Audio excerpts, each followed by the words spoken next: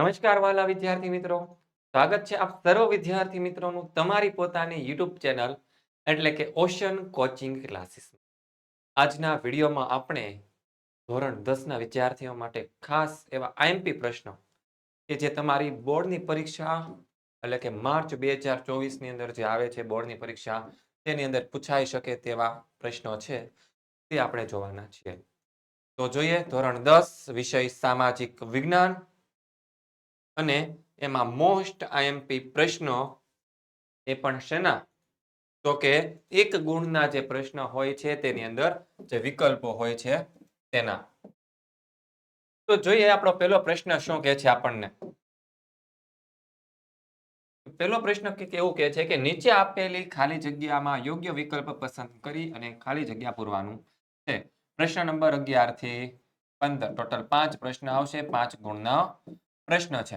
પહેલો સવાલ, પ્રકૃતિ, પર્યાવરણ અને માનવ જીવનની વચ્ચેના નિકટતમ સંબંધોનું પરિણામ એટલે ખાલી જગ્યા વારસો. જો પ્રકૃતિ સાથે સંકળાયેલું હોય, પર્યાવરણ સાથે પણ સંકળાયેલું હોય અને માનવ જીવન વચ્ચેની જે એકદમ નજીકતા લાવે તેવો વારસો એટલે કયો વારસો? તો તેનો જવાબ આવશે આપણો ઓપ્શન સી કે પ્રાકૃતિક વારસો. ત્યારબાદ બીજો સવાલ કે હિમાલયમાં ખાલી જગ્યાના જંગલો આવેલા છે.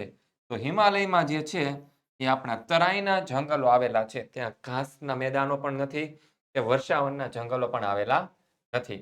ત્યારબાદ જોઈએ આગળ આપણો પ્રશ્ન નંબર 3 કે પ્રકૃતિ પૂજા અને પશુ પૂજા ખાલી જગ્યાની ભેટ છે. કે ભારતમાં આવેલી જે અલગ અલગ પ્રજાઓ હતી એમાંથી પ્રકૃતિ પૂજા અને પશુ પૂજા આપણને કઈ પ્રજાએ આપી?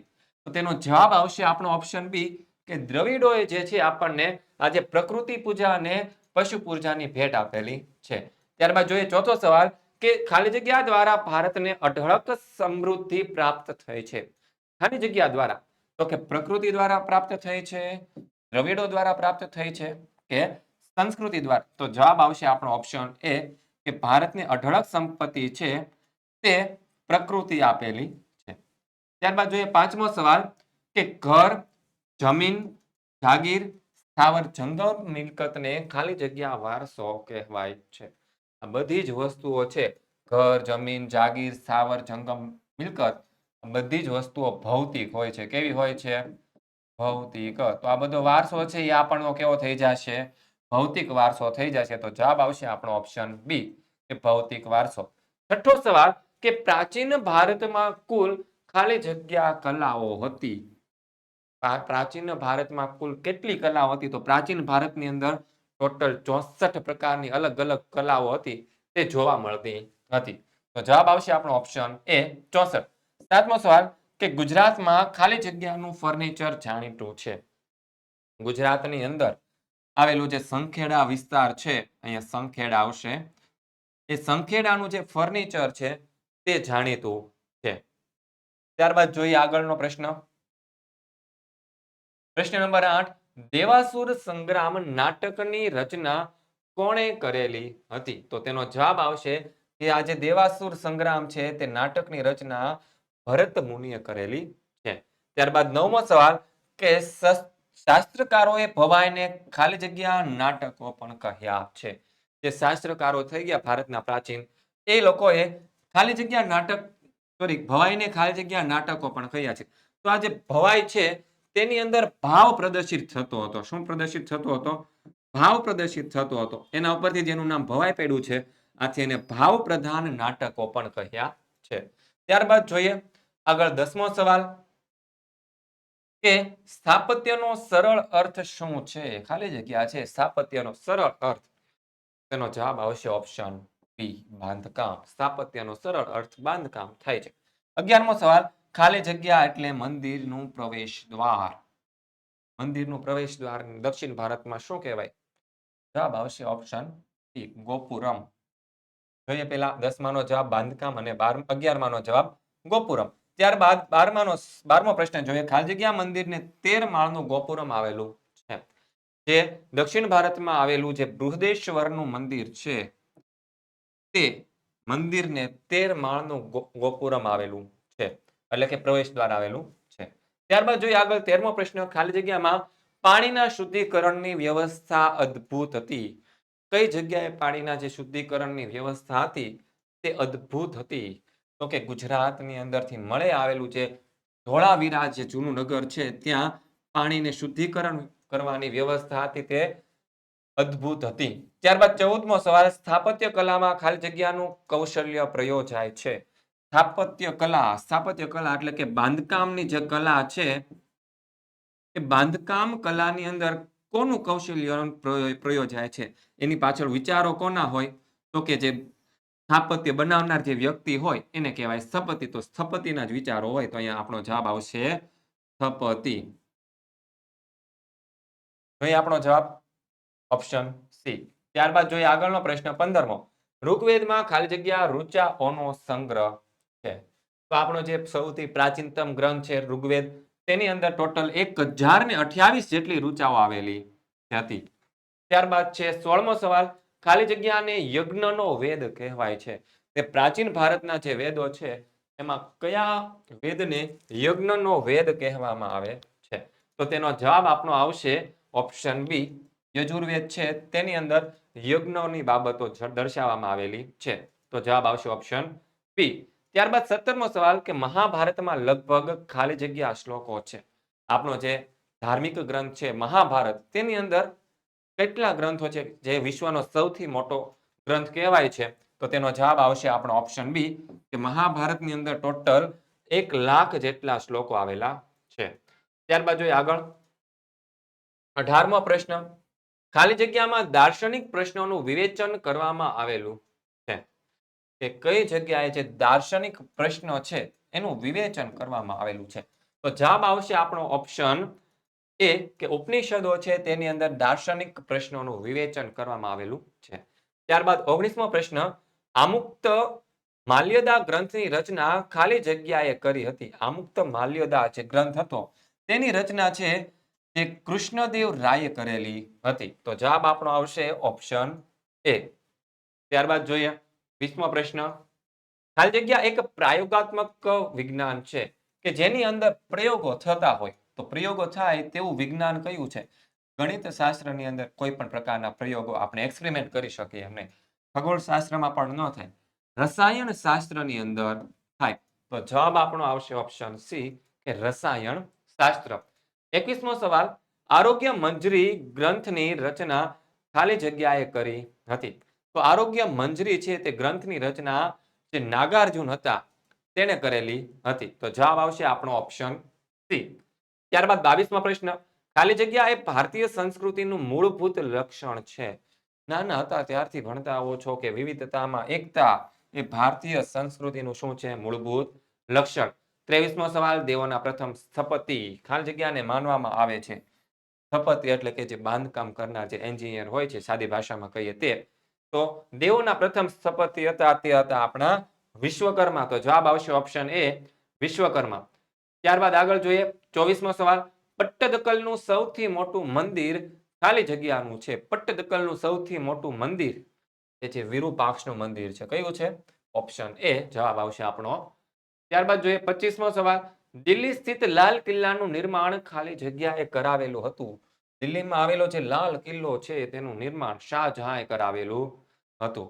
ત્યારબાદ આવશે 26મો સવાલ કે ગોવા તેના રમણીય ખાલી જગ્યા માટે જાણીતું છે. ગોવા આપણને બધાને ખબર છે ગોવા શા માટે લોકો ફરવા જતા હોય? તેના દરિયા કિનારો જોવા માટે. તો જવાબ આવશે ઓપ્શન એ દરિયા કિનારો. 27મો સવાલ, તાજમહેલ ખાલી જગ્યા નદીના કિનારે આવેલું છે. તાજમહેલ આવેલો છે આગ્રા અને આગ્રામાંથી પસાર થતી નદી એટલે કે આપણી યમુના નદી. તો જવાબ આવશે આપણો ઓપ્શન સી યમુના. 28મો સવાલ, ભારતમાં ખાલી જગ્યા નદીની પરિક્રમાનું અનેક મહત્વ છે.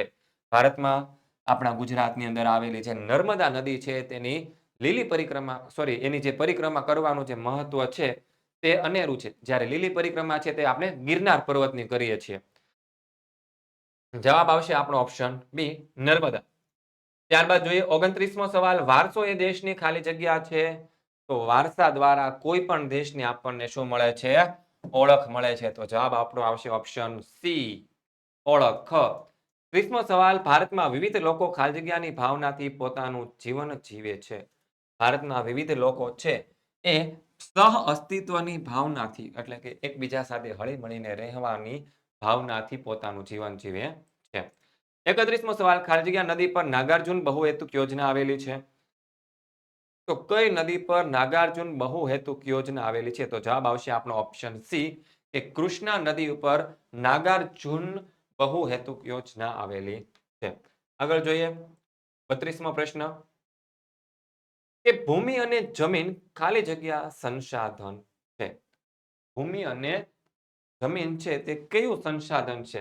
સર્વસુલભ તો નથી, એકલ સંસાધન પણ નથી. તો જવાબ આપણો આવશે ઓપ્શન સી સામાન્ય સુલભ સંસાધન. ત્યારબાદ જોઈએ 33મો સવાલ કે કુદરતી સંસાધનો ખાલી જગ્યા છે. કુદરતી સંસાધનો તો અમર્યાદિત તો ક્યારેય ન હોય, સુલભ પણ ન હોય. તો જવાબ આવશે કુદરતી સંસાધનો છે કે પૃથ્વી પરથી જેટલા પણ સંસાધનો મળે છે તે મર્યાદિત માત્રામાં છે. તો જવાબ આપણો આવશે ઓપ્શન સી કે મર્યાદિત. ત્યારબાદ જોઈએ 34મો સવાલ, સંરક્ષણ શબ્દનો સીધો અર્થ સંબંધ સંસાધનોની ખાલી જગ્યા સાથે જોડાયેલો છે. સંરક્ષણ શબ્દનો સીધો અર્થ સંસાધનોની ખાલી જગ્યા સાથે જોડાયેલો છે. સંસાધનોનું સંસાધનોનું સંરક્ષણ આપણે શા માટે કરવું પડે? કારણ કે સંસાધનોની અછત ઊભી ન થાય એના માટે. તો જવાબ આવશે આપણો ઓપ્શન એ કે અછત. ત્યારબાદ જોઈએ 35મો પ્રશ્ન, ખાલી જગ્યા જમીનની ભેજ સંગ્રહણ શક્તિ ઘણી વધારે હોય છે. કઈ જમીનની ભેજ સંગ્રહણ શક્તિ? જે કાળી જમીન હોય છે તેની ભેજ સંગ્રહણ શક્તિ સૌથી વધારે હોય, કારણ કે તે થોડી ચીકણી હોય છે. એના ઉપર વરસાદ પડે આથી આ જમીન છે ચીકણી બની જાય છે અને એની અંદર ભેજનું સંગ્રહણ વધારે સમય સુધી થયેલું હોય છે. આથી જવાબ આપશે આપણો ઓપ્શન સી. 36મો સવાલ કે ભારતીય કૃષિ સંશોધન પરિષદ દ્વારા ભારતની જમીનને ખાલી જગ્યા ભાગમાં વહેંચવામાં આવેલી છે. 7મા ધોરણમાં આ પ્રશ્ન આવી ગયો હતો. તો જવાબ આવશે આપણો ઓપ્શન બી 8. ત્યારબાદ જોઈએ આગળ 37મો પ્રશ્ન, જે જંગલો સીધા સરકારી તંત્રના નિયંત્રણમાં હોય, કયા જંગલો એવા છે કે જે સરકારી તંત્રના સીધા નિયંત્રણમાં હોય? જવાબ આવશે આપણો ઓપ્શન બી અનામત જંગલો છે તે સરકારી તંત્રના સીધા નિયંત્રણ હેઠળ હોય છે. જોઈએ જવાબ તો કે ઓપ્શન સી. 38મો સવાલ કે ભારતના જંગલમાંથી ખાલી જગ્યા નષ્ટ થઈ ચૂક્યા છે. તો ભારતના જંગલોમાં વરુડ પણ જોવા મળે છે, દીપડાઓ જોવા મળે છે, ચિત્તાઓ છે તે ભારતના જંગલોમાં કશે પણ જોવા મળતા નથી. તો જવાબ આવશે આપણો ઓપ્શન સી ચિત્તો. ત્યારબાદ 39મો પ્રશ્ન, ભારતમાં ગીધની ખાલી જગ્યા પ્રજાતિઓ જોવા મળે છે. ભારત દેશની અંદર ગીધની જે પ્રજાતિઓ છે તે ટોટલ 9 પ્રજાતિઓ જોવા મળે છે. આગળ 40મો પ્રશ્ન, ગુજરાતમાં ખાલી જગ્યા અભયારણ્યો છે. તો ગુજરાતની અંદર ટોટલ 23 અભયારણ્યો આવેલા છે. તો જવાબ જોઈએ આપણો ઓપ્શન સી 23. ત્યારબાદ આગળનો પ્રશ્ન 41મો, ખાલી જગ્યા વિશ્વમાં તલની સૌથી વધુ નિકાસ કરતો દેશ છે. વિશ્વની અંદર તલની સૌથી વધુ નિકાસ કરતો દેશ આપણો ભારત દેશ. તો જવાબ આવશે ઓપ્શન એ. ત્યારબાદ 42મો સવાલ, શેરડીના વાવેતરમાં ખાલી જગ્યા મોખરે છે. અહીંયા આપણને રાજ્યના નામ આપેલા છે કે શેરડીના ઉત્પાદનમાં કયું રાજ્ય સૌથી વધારે મોખરે છે? તો જવાબ આવશે ઓપ્શન બી કે ઉત્તર પ્રદેશ રાજ્યમાં સૌથી વધુ શેરડીનું વાવેતર થાય છે. આથી ઉત્તર પ્રદેશ રાજ્ય છે તેમાં મોખરે છે. તો જવાબ જોઈએ ઓપ્શન બી. ત્યારબાદ 43મો સવાલ, હાલમાં શણના ઉત્પાદનમાં ભારત ખાલી જગ્યા ક્રમે છે. હાલના સમયમાં આપણા જ્યાં શણના ઉત્પાદનમાં ભારત છે એ પ્રથમ ક્રમે છે. તો જવાબ જોઈએ આપણો ઓપ્શન એ 43. પછી 44મો સવાલ કે ભારતમાં ખાલી જગ્યાના દશકમાં હરિયાળી ક્રાંતિ સર્જાઈ હતી. તો ભારતમાં 1960નો જે દશક હતો એ સમય દરમિયાન હરિયાળી ક્રાંતિ સર્જાયેલી હતી. ત્યારબાદ 45મો સવાલ, ચોકલેટ ખાલી જગ્યામાંથી બને છે. બધાને ચોકલેટ ભાવે તો એ ચોકલેટ બને છે એમાંથી? તો એ જવાબ આવશે આપણો ઓપ્શન એ કે કોકો નામના જે ફળ આવે તેમાંથી ચોકલેટ બનાવવામાં આવે છે. ત્યારબાદ જોઈએ 46મો સવાલ, હીરાકુંડ યોજના ખાલી જગ્યા પર આવેલી છે. હીરાકુંડ યોજના. તો જવાબ આવશે આપણો ઓપ્શન બી કે મહાનદી ઉપર આવેલી છે હીરાકુંડ યોજના. ત્યારબાદ જોઈએ 47મો સવાલ, ધરોઈ એક ખાલી જગ્યા નદી પરની યોજના છે. તો ધરોઈ જે છે તે સાબરમતી નદી ઉપર બાંધવામાં આવેલી બહુહેતુક યોજના છે. ત્યારબાદ 48મો સવાલ, જળ એ ખાલી જગ્યા સંસાધન છે. તો જળ છે તે અમર્યાદિત તો નથી, મર્યાદિત જ છે. તો જવાબ આપણો આવશે ઓપ્શન બી કે જળ એ મર્યાદિત સંસાધનો છે. ત્યારબાદ જોઈએ 49મો સવાલ, ગુજરાતમાં જામનગરના ખાલી જગ્યા ખાતે વિન્ડ ફાર્મ કાર્યરત છે. વિન્ડ ફાર્મ એટલે કે પવન ચક્કીઓ દ્વારા જે જગ્યાએથી વીજળી ઉત્પન્ન કરવામાં આવતી હોય તે. તો જામનગરનું જે લાંબા છે ત્યાંનું વિન્ડ ફાર્મ આવેલા છે. તો જવાબ આવશે ઓપ્શન એ લાંબા. 50મો સવાલ, તાંબાની ધાતુમાં કલાઈ ઉમેરવાથી કઈ ધાતુ બને છે? તાંબામાં કલાઈ ઉમેરી એટલે આપણું જે ધાતુ બનશે તે જે નવી ધાતુ બનશે એ છે કાંસુ. જવાબ આવશે ઓપ્શન બી કાંસુ. 51મો સવાલ, ખાલી જગ્યામાંથી એલ્યુમિનિયમ મેળવવામાં આવે છે. એલ્યુમિનિયમની કાચી ધાતુ કઈ? તો જવાબ આવશે આપણો ઓપ્શન સી બોક્સાઇટ.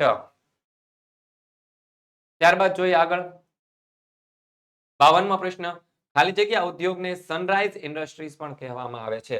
એટલે કે ઉભરતી ઇન્ડસ્ટ્રીઝ અથવા તો ઉભરતા ઉદ્યોગ તરીકે કઈ ઉદ્યોગને જોવામાં આવે છે? તો જવાબ આવશે આપણો ઓપ્શન સી પ્લાસ્ટિક. ત્યારબાદ 53મો સવાલ કે દેશમાં સૌથી વધારે રોજગારી પૂરો પાડતો ઉદ્યોગ. આવો જવાબ આવશે આપણો ઓપ્શન સી કાપડ ઉદ્યોગ છે. ભારત દેશની અંદર સૌથી વધારે રોજગારી પૂરો પાડતો ઉદ્યોગ છે. તો જોઈ લઈએ 52માનો સવાલ પ્લાસ્ટિક અને 53માનો જવાબ ઓપ્શન સી કાપડ. ત્યારબાદ આગળનો સવાલ 54મો કે ખાલી જગ્યા લોકો સારા પર્વતારોહકો છે. જે ભોટિયા લોકો છે તે સારા પર્વતારોહકો તરીકે હોય છે. તો જવાબ આવશે ઓપ્શન બી ભોટિયા. 55મો સવાલ, ગુજરાતનો દરિયા કિનારો ખાલી જગ્યા કિલોમીટર લાંબો છે. તો જવાબ આવશે ઓપ્શન સી 1600 કિલોમીટર, કે જે ભારતમાં દરેક રાજ્ય કરતા સૌથી વધારે લાંબો દરિયા કિનારો ધરાવતું રાજ્ય એટલે આપણું ગુજરાત. પછી 56મો સવાલ કે ખાલી જગ્યા ઓટોમેટિક લોક ગેટ ધરાવતું એકમાત્ર બંદર છે. તો ઓટોમેટિક લોક ગેટ ધરાવતું એકમાત્ર બંદર એટલે કે આપણા ગુજરાતમાં આવેલું જે કંડલા બંદર છે તે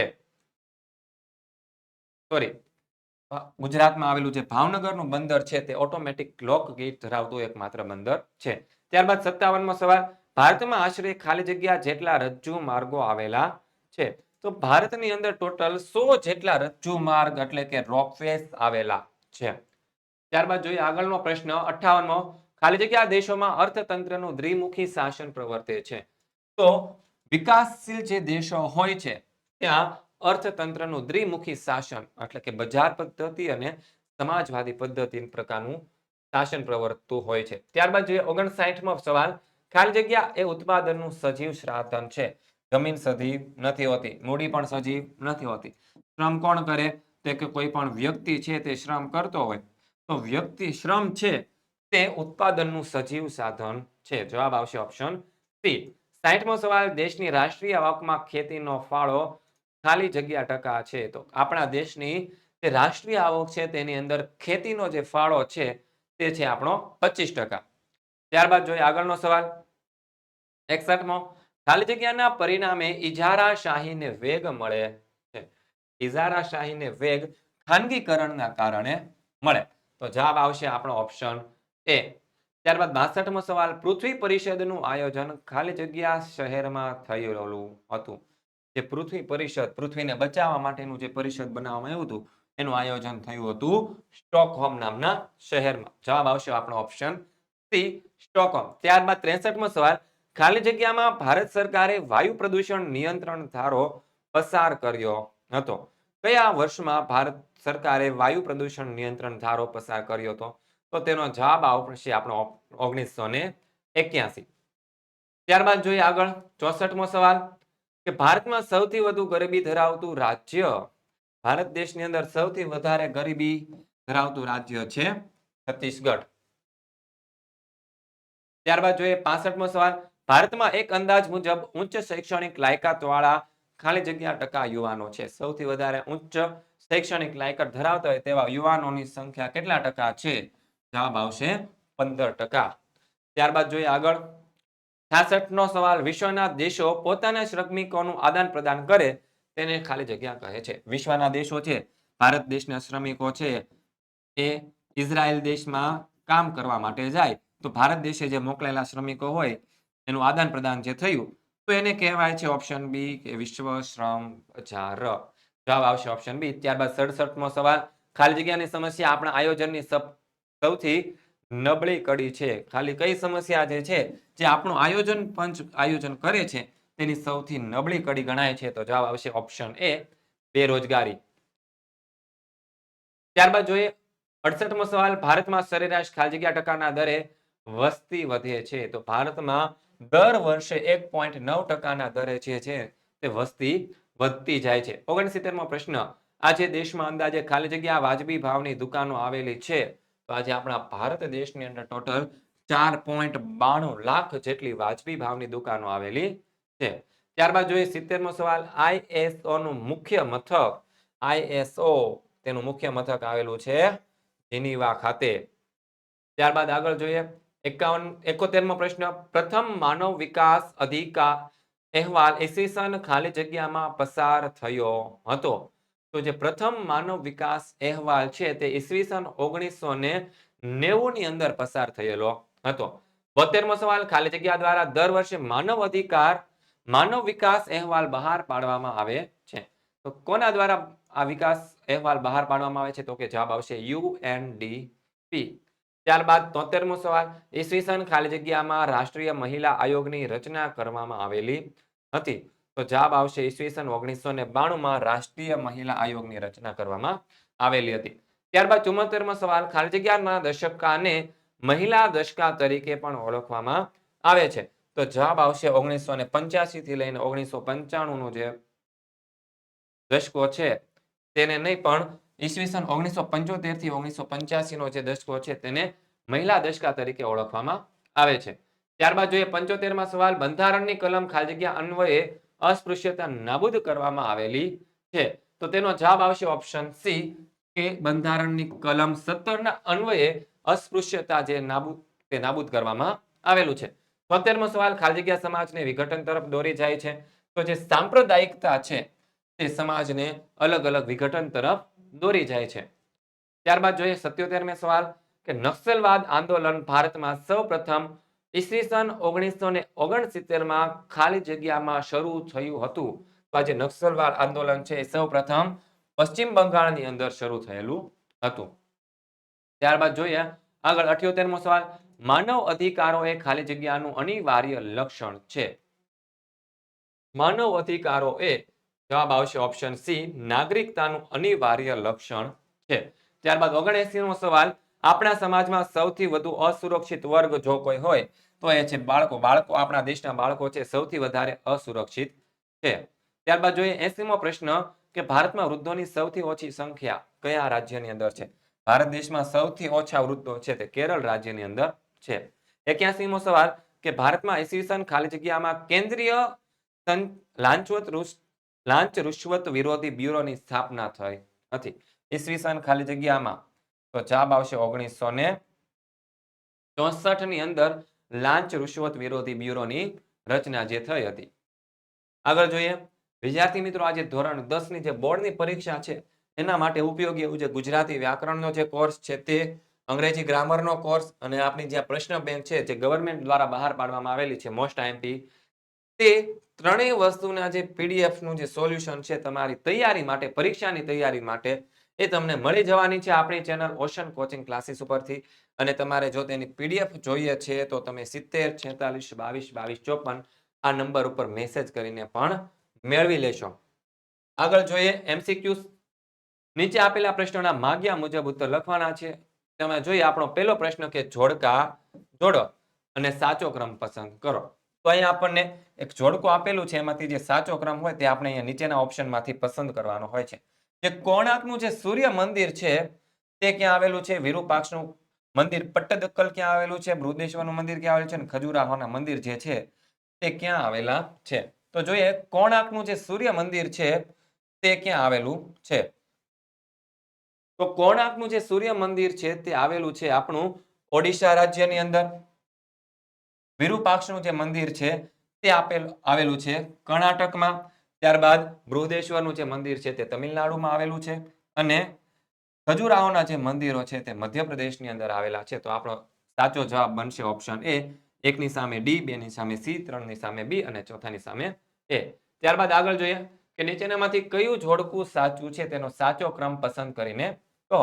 તો જે ઉપરકોટ છે, ઉપરકોટ આવે છે જુનાગઢમાં. તો અહીંયા આપણે ઓપ્શનમાં એકવાર જોઈ લઈએ કે 1 નંબરની સામે ડી ઓપ્શન આવતો હોય તેઓ કયા કયા છે? તો કે ઓપ્શન એ અને ઓપ્શન બી બંનેમાં ડી આવે છે. પછી આગળ જોઈએ સીદી સૈયદની જાળી છે તે ક્યાં આવે છે? તો કે અમદાવાદ ખાતે આવે છે. તો બીજામાં ઓપ્શન એ આવતો હોય તેવું વિકલ્પ કયો છે? તો કે ઓપ્શન બી છે. અહીંયા તો આ છે ને, તો આ ઓપ્શન અહીંયાથી આપણો નીકળી જશે ને આ ઓપ્શન તો પહેલેથી જ આપણા નીકળી ગયેલા છે.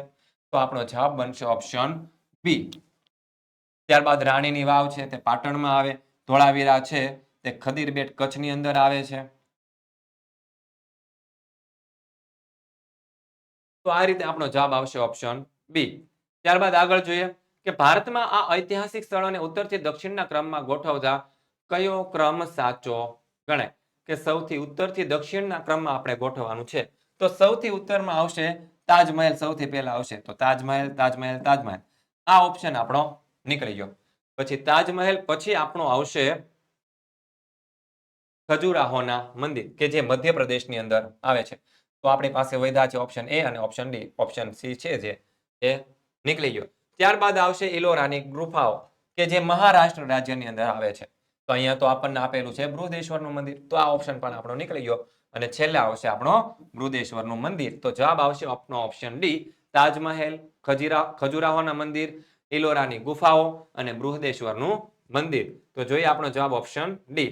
ત્યારબાદ ફતેહપુર સિકરી નગરની સ્થાપના કોણે કરી હતી? તો ફતેહપુર સિકરી જે નગર છે એની સ્થાપના અકબર દ્વારા કરવામાં આવેલી છે. ત્યારબાદ આગળ જોઈએ તાજમહેલ શાહજહાએ બંધાવ્યો હતો. હુમાયુનો મકબરો કોણે બંધાવ્યો હતો? તો હુમાયુનો મકબરો છે તે હુમાયુની જે બેગમ હતી હમીદા બેગમ તેણે બંધાવેલો છે. તો જવાબ આવશે ઓપ્શન સી. ત્યારબાદ આપણને છઠ્ઠો પ્રશ્ન પૂછ્યો છે કે નીચેનામાંથી કયું વિધાન સાચું નથી? તો કે ઇલોરાની ગુફાઓમાં કૈલાસ મંદિર આવેલું છે. સાચું છે આ વિધાન. રાષ્ટ્રકૂટ રાજાએ પોતાના સમયમાં હિન્દુ ધર્મની ગુફાઓનું નિર્માણ કરાવેલું હતું. એ પણ સાચું છે. ત્યારબાદ ઇલોરામાં કુલ 34 ગુફાઓ આવેલી છે. સાચું છે. તો ઇલોરાની ગુફાઓને 4 ભાગમાં વહેંચવામાં આવે છે. આ વિધાન કદાચ ખોટું છે. તો જવાબ આવશે આપણો ઓપ્શન ડી. ત્યારબાદ જોઈએ 7મો સવાલ અજંતાની ગુફાઓ નીચેનામાંથી કયા રાજ્યમાં આવેલી છે? અજંતા અને ઇલોરાની જે ગુફાઓ છે એ મહારાષ્ટ્ર અને રાજ્યમાં આવેલી ઔરંગાબાદમાં આવેલી છે. તો જવાબ આવશે ઓપ્શન બી. ત્યારબાદ જોઈએ 8મો સવાલ નીચેનામાંથી કયો વાવનો પ્રકાર નથી? નંદા, ભદ્રા, વિજયા આ બધા જ વાવના પ્રકાર છે પણ તદા પ્રકારની કોઈ વાવ હોતી નથી. તો જવાબ આવશે ઓપ્શન સી. 9મો સવાલ સ્થાનિક માછીમારો ખાજગી સ્થળને ધારાપુરી તરીકે ઓળખતા હતા. તો જવાબ આવશે આપણો ઓપ્શન ડી. સ્થાનિક માછીમારો હતા એલિફન્ટાને જે ધારાપુરી તરીકે ઓળખતા હતા. 10મો સવાલ મહાબલીપુરમ સ્થાપત્ય વિશેની માહિતી દર્શાવેલી છે તો તે કઈ બાબતો લાગુ પડી શકે છે? તો મહાબલીપુરમ બાબતે આપણને કેટલીક માહિતીઓ દર્શાવેલી છે. તો એમાં મહાબલીપુરમનું જે સ્થાપત્ય છે તેની અંદર આપણને હાસ્ય મુદ્રામાં વિષ્ણુની મૂર્તિ જોવા મળે છે. ત્રિમૂર્તિની ભવ્ય મૂર્તિઓ આપણને ત્યાં જોવા મળતી નથી. ધનુર્ધારી રામનું શિલ્પ પણ ત્યાં જોવા મળતું નથી. પરંતુ મહિષાસુરને વધ કરતી જે દુર્ગા દેવીનું જે શિલ્પ છે તે આપણને જોવા મળે છે. તો આપણો જવાબ છે ઓપ્શન 1 અને ઓપ્શન 4 છે તે સાચા છે. તો કઈ જગ્યાએ આપણને દેખાય છે? તો જવાબ આવશે આપણો ઓપ્શન એ કે જેની અંદર આપણને કીધું છે કે ઓપ્શન એ અને ઓપ્શન 1 અને ઓપ્શન 4 જે છે તે સાચા છે. તો જોઈએ જવાબ. ત્યારબાદ જોઈએ આગળનો 11મો પ્રશ્ન કોણાર્કના સૂર્ય મંદિર માટે એક વિધાન સંલગ્ન છે અને તે કયું છે એટલે કે સાચું કયું છે? તે 7 રથની કૃતિઓ ધરાવે છે. બીજું કે તે મંદિરમાં જોડેલા કાળા પથ્થરના કારણે તેને કાળા પેગોડા તરીકે ઓળખવામાં આવે છે. ઓપ્શન સી છે તે રથ મંદિર 13 માળનું ગોપુરમ ધરાવે છે. અને છેલ્લું કે તે મંદિરમાં આવેલી વિષ્ણુની મૂર્તિ હાસ્ય મુદ્રામાં છે. તો આ જે ઓપ્શન ડી વાળો જે છે વિધાન તે વિધાન સંલગ્ન નથી. ત્યારબાદ સંલગ્ન છે તે આપણે દર્શાવવાનું છે અહીંયા. તો તે 7 રથની કૃતિઓ પણ નથી ધરાવતું. તે રથ મંદિર 13 માળનું ગોપુરમ નથી ધરાવતું અને તે મંદિરમાં આવેલી વિષ્ણુની મૂર્તિ છે તે હાસ્ય મુદ્રામાં છે તે પણ ધરાવતું નથી. અહીં આપણો જવાબ આવશે કે આ જે મંદિર છે તેમાં જડેલા કાળા પથ્થરના કારણે તેને કાળા પેગોડાના નામે ઓળખવામાં આવે છે. તે જવાબ આવશે. ત્યારબાદ 12મો સવાલ એક જોડકું સાચું નથી તે જણાવો. તો જવાબ આવશે વિશ્વની 7 અજાયબીઓમાં સ્થાન ધરાવતું એટલે તાજમહેલ એ તો બધાને ખબર જ છે. આગ્રાનો જે કિલ્લો છે તે અકબરે બંધાવ્યો હતો. ત્યારબાદ ઓપ્શન સી એલિફન્ટાની ગુફાઓના સ્થળે સૌપ્રથમ આવનારી વિદેશી પ્રજા પોર્ટુગલના ફિરંગીઓ હતા. તે પણ સાચું છે. ત્યારબાદ રાણી હમીદા બેગમે કુતુબ મિનારનું નિર્માણ કાર્ય કરાવ્યું હતું તે વિધાન છે તે આપણું ખોટું છે, કારણ કે કુતુબ મિનારનું બાંધકામ છે તે કુતુબુદ્દીન ઐબકે કરાવેલું હતું. તો જવાબ આવશે આપણો ઓપ્શન ડી.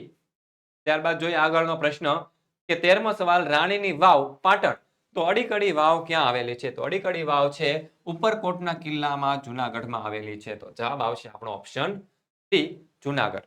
ત્યારબાદ જોઈએ આગળનો 14મો સવાલ કે પ્રવાસન નિગમ દ્વારા રાજ્યમાં વધુ પ્રવાસીઓને આકર્ષી શકાય તે માટે ચિત્ર સ્પર્ધાનું આયોજન કરવામાં આવેલ.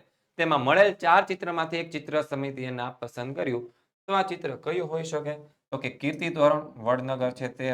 પછી બીજું ઓપ્શન આપણને કીધું છે કે ભવનાથનો મેળો જુનાગઢમાં, દામોદર કુંડ છે તુલસીશ્યામના, અને સૂર્ય મંદિર જે છે તે મોઢેરાની અંદર આવેલું છે.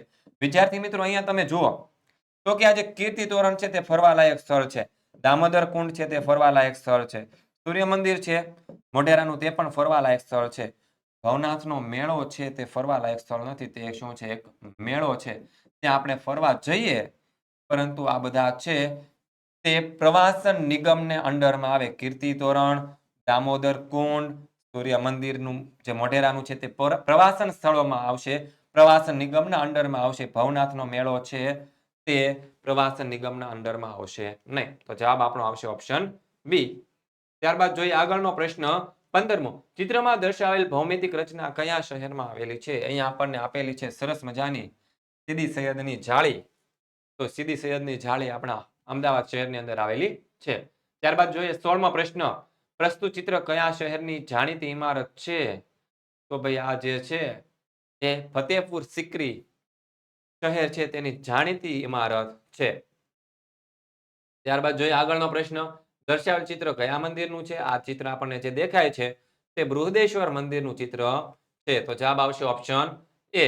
ત્યારબાદ આગળ જોઈએ, આપેલ શિલ્પ કૃતિનું ચિત્ર કઈ ગુફાઓમાંથી મળી આવેલું છે? અહીંયા જે સરસ મજાનું ચિત્ર આપણને દર્શાવેલું છે એ આપણને મુંબઈની અંદર આવેલી જે એલિફન્ટાની ગુફાઓ છે ત્યાંથી મળી આવેલું છે. તો જવાબ આવશે ઓપ્શન સી. ત્યારબાદ જોઈએ 19મો સવાલ, ખાલી જગ્યાએ ભારતના લાલ પથ્થર અને આરસનો ઉપયોગ કરીને તેમાંથી બનાવેલો સૌથી ઊંચો સ્તંભ મિનાર છે. ભારત દેશનો સૌથી ઊંચો સ્તંભ મિનાર એટલે કે કુતુબ મિનાર. ઝુલતા મિનારા પણ નહીં, સારનાથનો સ્તંભ નહીં અને વિજય સ્તંભ પણ નથી. તો જવાબ આવશે ઓપ્શન બી, કુતુબ મિનાર.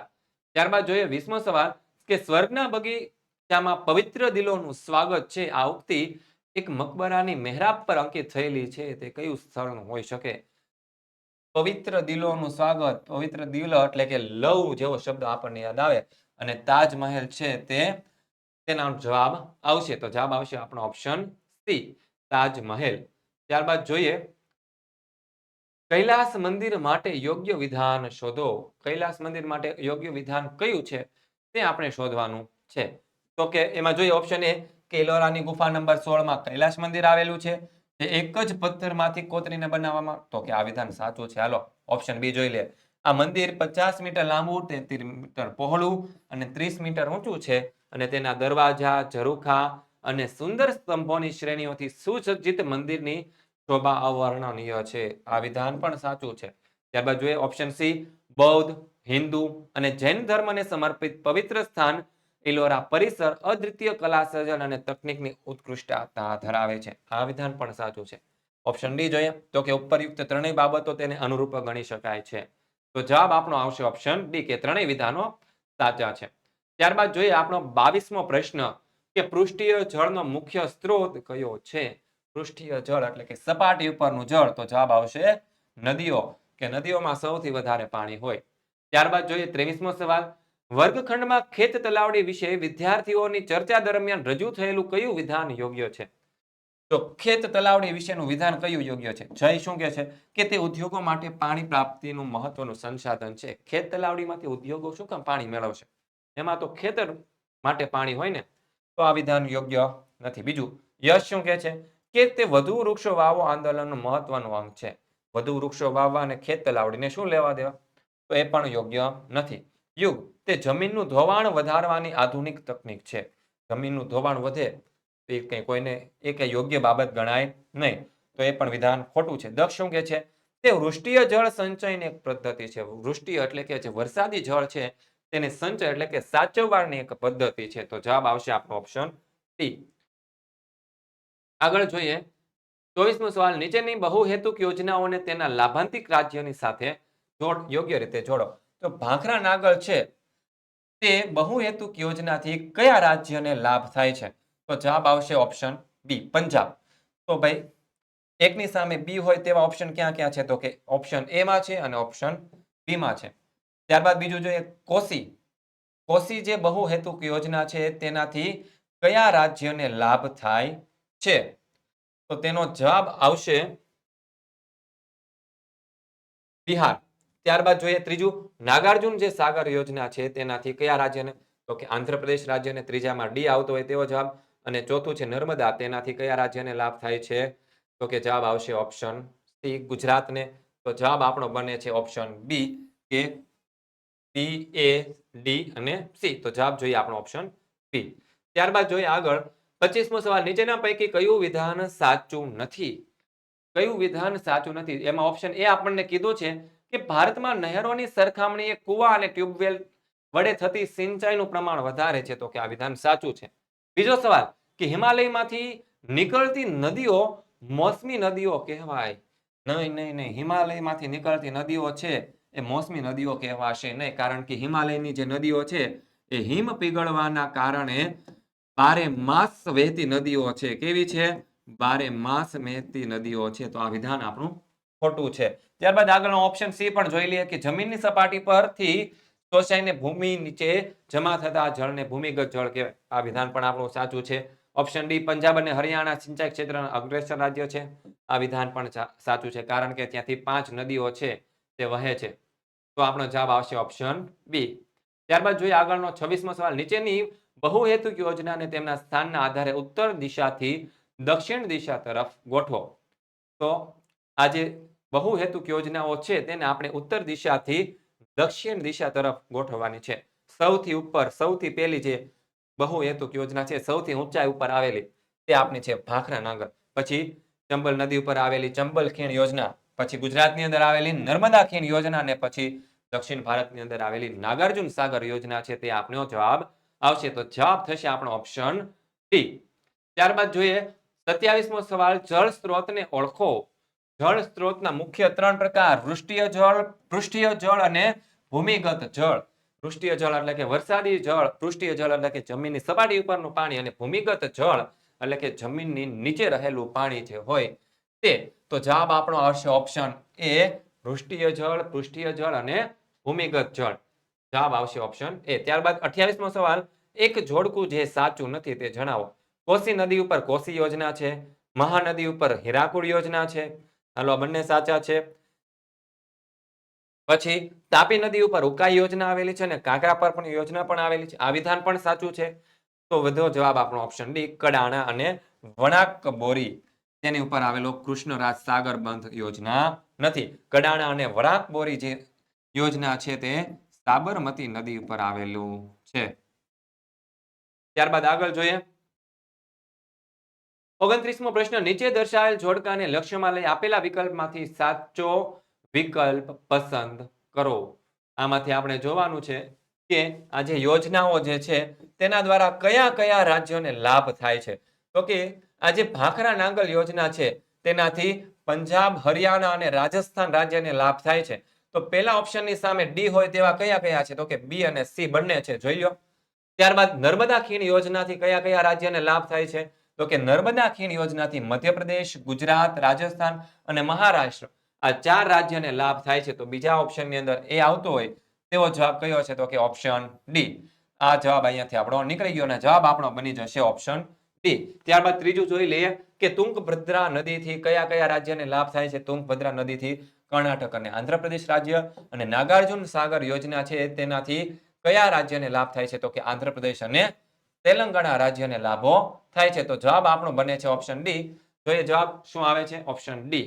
ત્યારબાદ જોઈએ 30મો સવાલ, દેશના કેટલાક ભાગોમાં પાણીની ગુણવત્તા ઘટી રહી છે, તેનાથી જળજન્ય અનેક રોગો પેદા થાય છે. તો નીચે દર્શાવેલા ભાગોમાં કયા ભાગોમાં હોઈ શકે? તો કે પશ્ચિમ રાજસ્થાનના શુષ્ક ક્ષેત્ર હોઈ શકે, કારણ કે ત્યાં પાણીનું પ્રમાણ ખૂબ જ ઓછું છે. અસમ અને દાર્જિલિંગ ત્યાં તો ખૂબ વરસાદ પડે છે, તે હોઈ શકે નહીં. હિમાચલ પ્રદેશ અને અરુણાચલ પ્રદેશ ત્યાં પણ હોઈ શકે નહીં, કારણ કે અરુણાચલ પ્રદેશમાં વરસાદ વધારે હોય છે. પછી આગળ ચોથું, દ્વીપકલ્પીય ઉચ્ચ પ્રદેશના આંતરિક ભાગો કે જ્યાં ખૂબ જ ઓછો વરસાદ પડે છે. શું પડે છે? ખૂબ જ ઓછો વરસાદ. એ શુષ્ક ક્ષેત્રો પણ છે થોડાક. તો જવાબ આપણો આવશે ઓપ્શન 1 અને ઓપ્શન 4. કઈ જગ્યાએ આપણને દેખાય છે ઓપ્શન 1 અને ઓપ્શન 4? તો જવાબ આવશે આપણો ઓપ્શન બી, કે જેની અંદર આપણને કીધું છે પહેલું અને ચોથું વાક્ય છે તે ખોટું હોઈ શકે. ત્યારબાદ જોઈએ 31મો પ્રશ્ન. એક સંસાધન એવું છે કે તેનો સીધો સંબંધ જીવસૃષ્ટિ સાથે, જીવસૃષ્ટિના સજીવો સાથે છે, તે કયું હોઈ શકે? એક સંસાધન એવું છે કે જેનો સીધો સંબંધ કોની સાથે છે? જીવસૃષ્ટિના સજીવો સાથે. એકલ સંસાધન કોઈ જગ્યાએથી મળતા હોય તેવા સંસાધનોનો જીવસૃષ્ટિ સાથે કોઈ સંબંધ હોતો નથી. વિરલ સંસાધનો એનો ઉપયોગ ફક્ત મનુષ્ય જ કરે છે. વિરલ સંસાધનો જેમ કે પેટ્રોલિયમ પેદાશો, ખનિજ કોલસો, કુદરતી ગેસ વગેરે. જંગલ સંસાધનો એમાં બધા જ આવશે, પ્રાણીઓ અને મનુષ્ય બધા જ આવશે, પરંતુ મનુષ્ય છે તે જંગલની અંદર રહેતો નથી. જળ એક જ એવી વસ્તુ છે કે પૃથ્વી ઉપર રહેતા તમામ જીવસૃષ્ટિને તેની જરૂરિયાત પડે છે. તો જવાબ આપણો આવશે ઓપ્શન ડી, જળ સંસાધન. ત્યારબાદ જોઈએ 32મો સવાલ. નીચે આપેલા જોડકાને લક્ષ્યમાં લઈ આપેલ વિકલ્પમાંથી સાચો વિકલ્પ પસંદ કરો. તો અહીંયા આપણને કીધું છે કે જળ પ્લવિત ક્ષેત્ર કોને કહેવાય?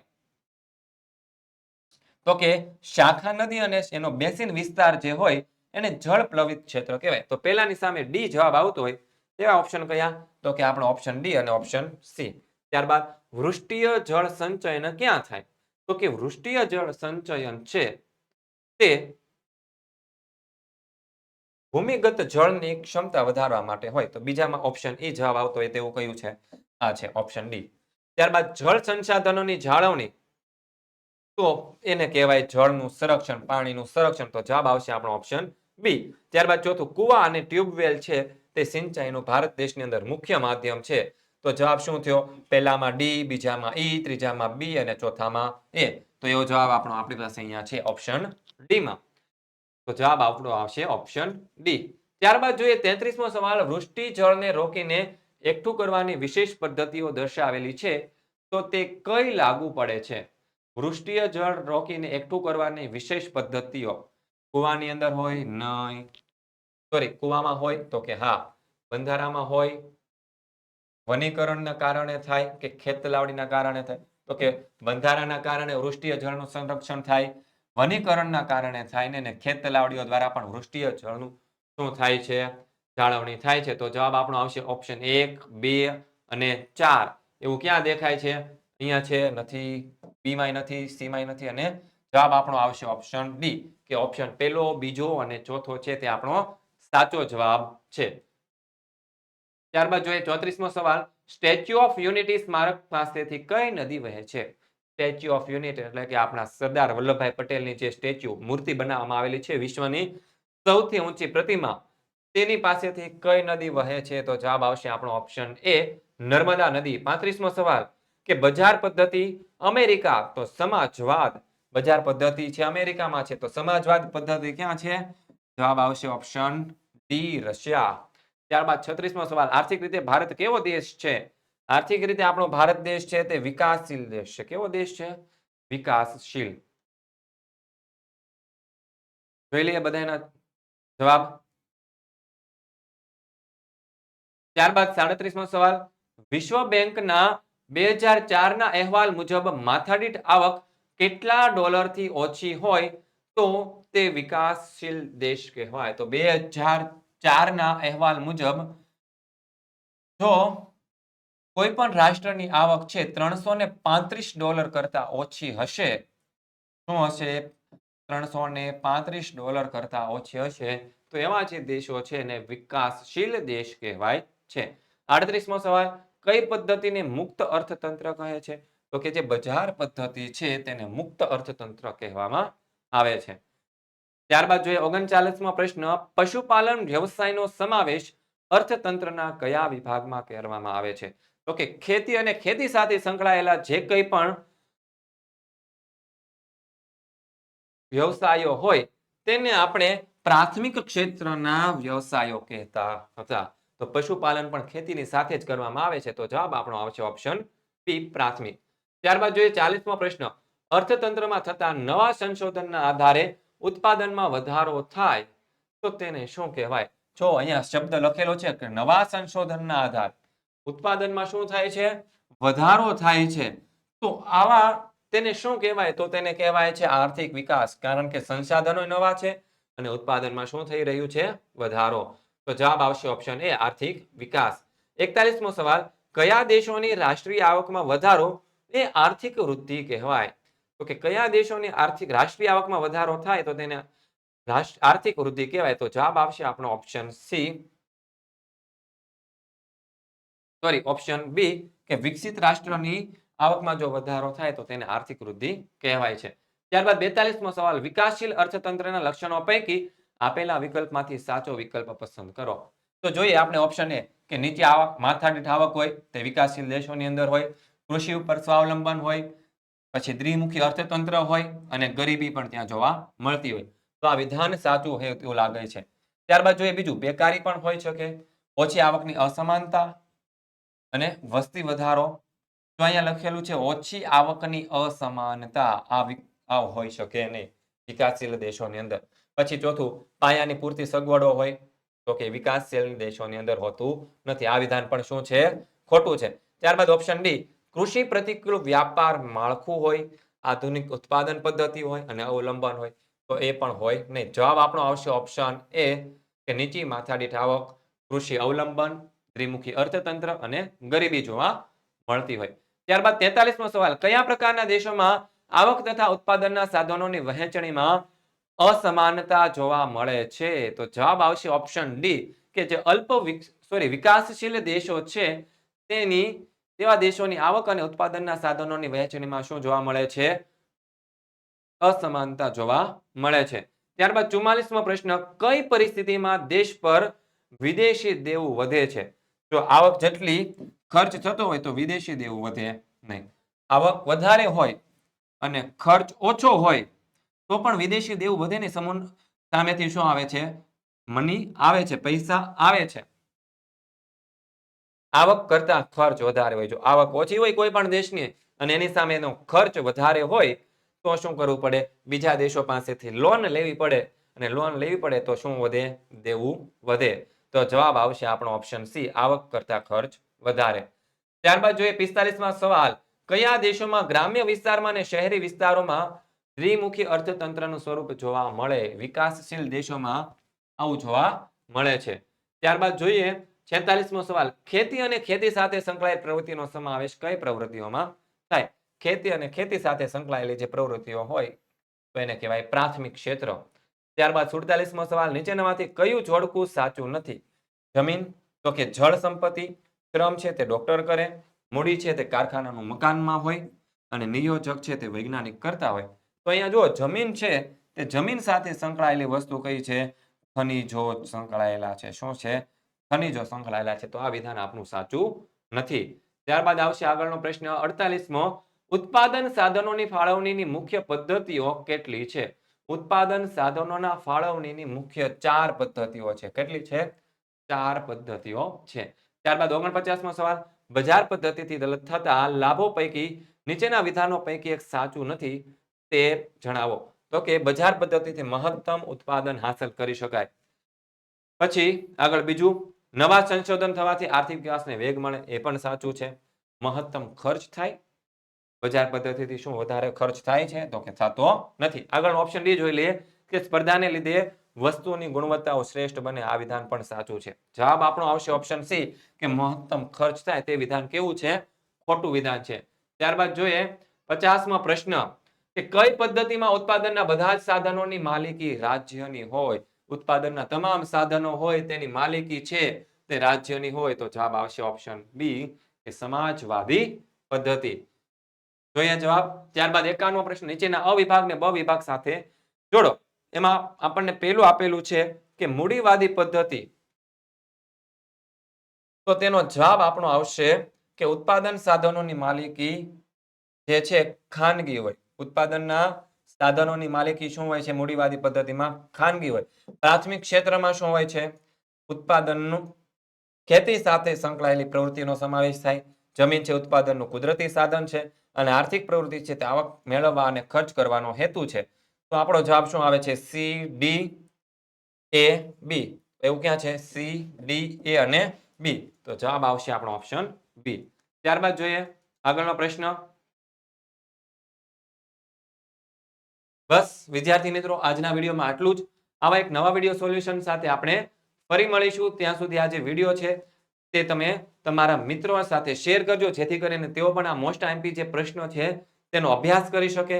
આવા જ એક નવા વિડીયોમાં એક વાક્યના જે સવાલ જવાબ છે તેની સાથે આપણે ફરી મળવાના છીએ. ત્યાં સુધી દરેક વિદ્યાર્થી મિત્રોને જય હિન્દ, જય ભારત.